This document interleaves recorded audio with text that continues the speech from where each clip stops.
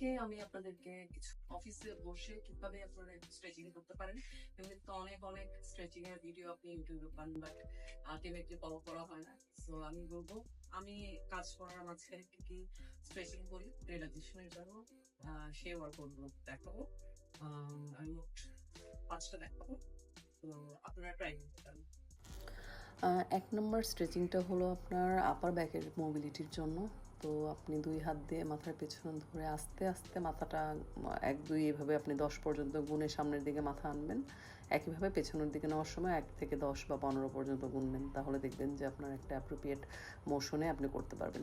Second ওয়ার্কআউটটাতেও আপনি একইভাবে W এবং ওয়াই স্ট্রেচিং পজিশনে হাতটা উপরের দিকে তুলবেন সময় নিয়ে, এবং আস্তে আস্তে আপনি নিচের দিকে স্ট্রেচ করবেন।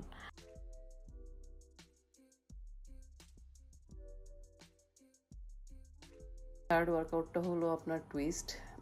এটাও আপনি ইচ সাইড 5 রেপস করে করবেন, এবং এইভাবে আপনি ধরে রাখবেন, কতক্ষণ হোল্ড করবেন, যে পজিশনে যে হাতটাই করবেন সে হাতটা ওভাবে পেছনের দিকে নিয়ে আপনি 1 থেকে 10 বা 15 পর্যন্ত কাউন্ট করে আবার পূর্বের পজিশনে ব্যাক করবেন।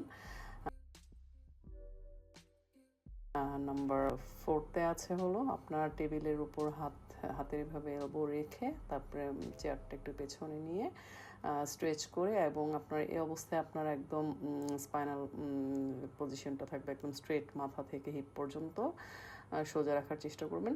পরেরটা ওই সেমটাই, জাস্ট হাতটা এটা হবে, ওইটা এলবোর উপরে ছিল, আর এটা হলো হাতের পালমসের উপরে থাকবে।